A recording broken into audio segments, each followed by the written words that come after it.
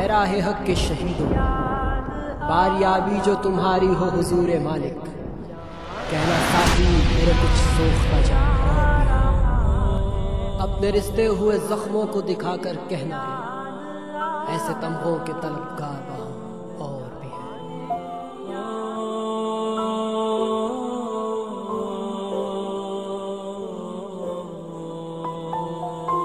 अस्सलाम वालेकुम वरहमतुल्लाहि वबरकातुहू।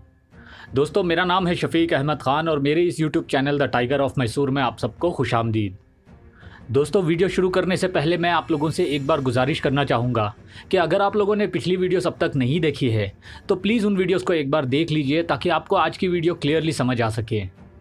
और साथ ही साथ अगर आप हमारे इस YouTube channel the tiger of Mysore पर नए हो तो प्लीज़ हमारे चैनल को सब्सक्राइब कर लीजिए और साथ में बेल आइकन को भी दबाकर ऑल नोटिफिकेशन पे सेट कर लीजिए ताकि आपको हमारे चैनल की नोटिफिकेशंस सबसे पहले मिलती रहे। दोस्तों, पिछली वीडियो में मैंने आपको बैटल ऑफ मलवल्ली का एक ब्रीफ पिक्चर देने की कोशिश की थी, जिसमें आपको पता चला होगा कि कैसे और कितनी लड़ाइयाँ हुई थी फोर्थ एंग्लो मैसूर वॉर के दौरान।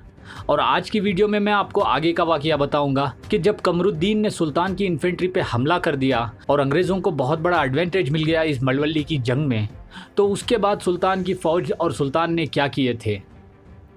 दोस्तों, कमरुद्दीन के इस हरकत के बाद सुल्तान की फ़ौज को पीछे हटना पड़ा था, मगर तब भी सुल्तान के कई फ़ौजी और वफ़ादार उन अंग्रेज़ों को वहीं पर रोके हुए थे।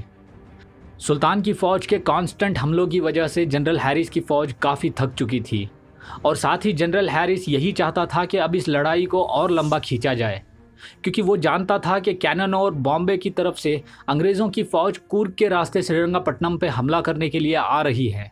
और शायद ये प्लान था अंग्रेज़ों का और गद्दारों का कि सुल्तान को यही मलवल्ली के पास उलझाए रखें ताकि जनरल स्टुअर्ट के कमांड में अंग्रेज़ों की फ़ौज आसानी से श्रीरंगपट्टनम पे कब्जा कर ले और साथ ही सुल्तान को पीछे हटने का या फिर रिट्रीट करने का मौका तक ना मिले। और इसी दौरान सुल्तान को भी ये खबर मिल गई थी कि अंग्रेज़ों का एक लश्कर कुर्ग की तरफ से आ रहा है।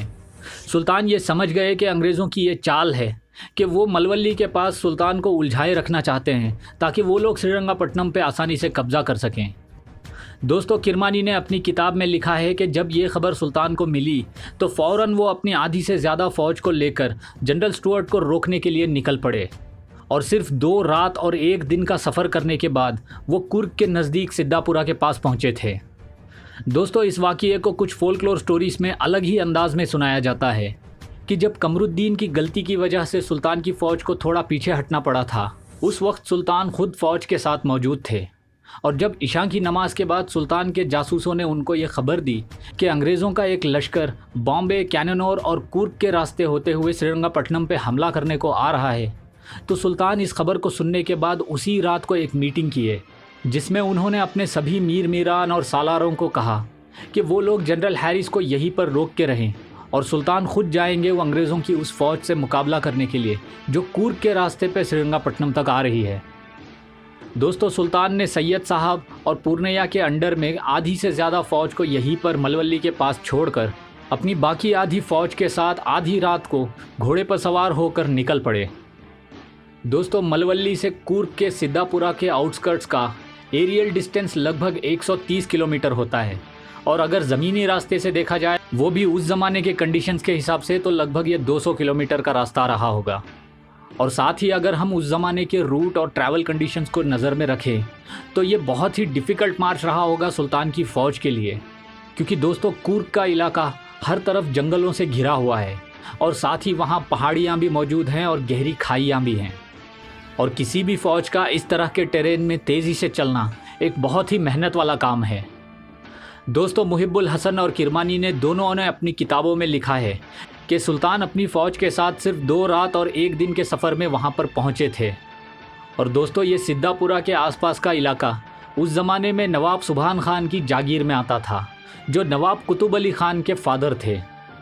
जब सुल्तान की फ़ौज सिद्धापुरा के नज़दीक पहुँची तब तक अंग्रेज़ों के जनरल स्टुअर्ट को कुछ खबरें मिलने लगी थी कि मैसूर की फ़ौज उन पर हमला करने के लिए आ रही है।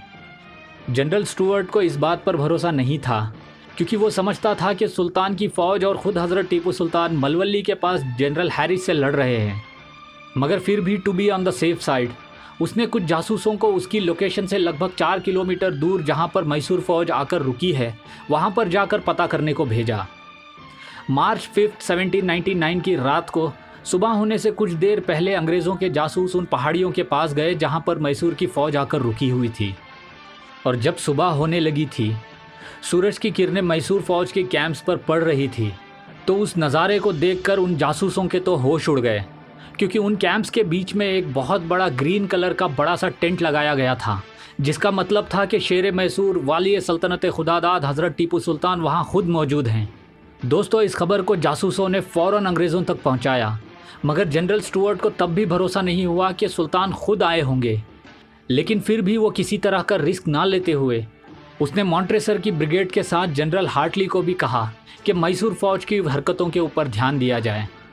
दोस्तों, दूसरी तरफ सुल्तान भी पूरी तरह से अंग्रेज़ों के इस लश्कर को बर्बाद करने के लिए तैयारी कर रहे थे। किरमानी लिखते हैं कि सुल्तान 2 रिसालों को इस हमले के लिए भेजे थे। एक रिसाले को सैयद गफ्फार लीड कर रहे थे और दूसरे रिसाले को हुसैन अली खान लीड कर रहे थे, जो नवाब कुतुबुद्दीन खान के बेटे थे। और अगली सुबह लगभग 9 या 10 बजे के करीब सुल्तान की फ़ौज के 2 रिसाले अलग अलग डायरेक्शन से होते हुए जंगलों के बीच में से गुजरकर एक ही वक्त में मॉन्ट्रेसर की ब्रिगेड पर हमला कर दिए। दोस्तों, ये हमला इतना ख़तरनाक और इतना प्रिसाइजली किया गया था कि एक ही वक्त में दोनों आगे से और पीछे से हमला किया गया, और इस हमले में अंग्रेज़ों को संभलने का मौका तक नहीं मिला। ये लड़ाई चल ही रही थी कि जनरल हार्टली ने जनरल स्टुअर्ट को ये पैगाम भिजवा दिया कि मॉन्ट्रेसर की फ़ौज ऑलमोस्ट ख़त्म हो गई है। और ख़बर मिलते ही जनरल स्टुअर्ट ने अपनी फ़ोर्स को मॉन्ट्रेसर की असिस्टेंस करने के लिए वहाँ पर फ़ौरन भेज दिया। दोस्तों, यहाँ पर एक बहुत भयानक जंग हुई, और साथ ही इस जगह पर जनरल स्टुअर्ट को भी बहुत ही भयानक और शर्मनाक हार से 2-4 होना पड़ा था। सुल्तान की फ़ौज काफ़ी थक चुकी थी इस लड़ाई को लड़ते हुए, मगर फिर भी सुल्तान का हर एक सिपाही अंग्रेज़ों के ऊपर चारों तरफ से भारी पड़ रहा था। और जब जनरल स्टुअर्ट की रीइंफोर्समेंट के बारे में सुल्तान को खबर मिली, तो इस मौके पर सुल्तान के जांबाज सिपह सालारों में से एक बहादुर सालार, जिनका नाम था मोहम्मद रज़ा मीर मीरान उर्फ बेंकी नवाब साहब, इन्होंने सुल्तान से इजाज़त मांगी कि वो अपने लश्कर को ले जाकर सैयद गफ्फार और हुसैन अली खान की मदद करना चाहते हैं। और जब सुल्तान ने बेंकी नवाब साहब को इजाज़त दे दी, तो बेंकी नवाब साहब अपने रिसाले को लेकर ऐसा हमला किए स्टुअर्ट की और मॉन्ट्रेसर की फ़ौज के ऊपर कि अंग्रेज़ों को मजबूरन जंगलों के अंदर भागना पड़ा। मगर इस लड़ाई के दौरान अंग्रेज़ों की चलाई हुई एक गोली बेंकी नवाब साहब के सर में लग गई और वो वहीं पर शहीद हो गए। दोस्तों, बेंकी नवाब साहब के बारे में मैंने एक डिटेल्ड वीडियो बनाई है। अगर आप लोगों ने उस वीडियो को अब तक नहीं देखा है तो ऊपर आई बटन में उस वीडियो की लिंक आ रही होगी, आप उस वीडियो को ज़रूर देखिए, ताकि आपको समझ आ सके कि बेंकी नवाब साहब कौन थे और साथ ही उनकी शख्सियत क्या थी। दोस्तों, जब जंग के दौरान बेंकी नवाब साहब को गोली लगी और वो शहीद हुए, तो उनके जिस्म मुबारक को कुछ सिपाहियों ने सुल्तान के पास ले आए। सुल्तान ने बेंकी नवाब साहब के जिस्म मुबारक को श्रीरंगपट्टनम में गुंबद के बाहर मदफून करने के लिए भिजवा दिए। और इस वक्त तक अंग्रेज़ जंगलों के अंदर इतना पीछे हट चुके थे और वो बिल्कुल सामने नहीं आ रहे थे सुल्तान की फ़ौज से मुकाबला करने के लिए। सुल्तान मार्च 11, 1799 तक वही प्रियापट्टनम के पास रुके रहे। और जब सुल्तान को ये खबरें मिली कि अंग्रेज़ अब वापस कैलीकट की तरफ जा रहे हैं, तो सुल्तान भी श्रीरंगपट्टनम की तरफ लौट आए, क्योंकि अभी भी जनरल हैरिस की फ़ौज आगे बढ़ती ही जा रही थी। दोस्तों, आप लोग सोच रहे होंगे कि सुल्तान जनरल स्टुअर्ट को पूरी तरह से पछाड़े बिना वापस क्यों आए। वो इसलिए कि उस वक्त सुल्तान की 2 फ्रंट्स पे जंग जारी थी। एक मलवली की तरफ जनरल हैरिस की फ़ौज से जंग हो रही थी और दूसरी कुर्क की साइड में जनरल स्टुअर्ट के साथ हुई थी। दोस्तों, सुल्तान यहाँ पर अकेले उन दोनों लड़ाइयों को मेंटेन कर रहे थे। तो फिर आप ही सोचिए कि जनरल स्टुअर्ट के पीछे सुल्तान कैसे जाते। और साथ ही साथ श्रीरंगपट्टनम को भी बचाना बेहद ज़रूरी था सुल्तान के लिए। दोस्तों, आगे क्या हुआ, अंग्रेज़ों की फ़ौजें किस तरह श्रीरंगपट्टनम को घेरने में कामयाब हुई, इन सब के बारे में मैं आपको अगली वीडियो में बताऊंगा। और साथ ही अगली छोटी सी वीडियो में मैं आपको बेंकी नवाब साहब की ख़बर मुबारक की ज़ियारत भी कराऊंगा। तो दोस्तों, आज की वीडियो में बस इतना ही।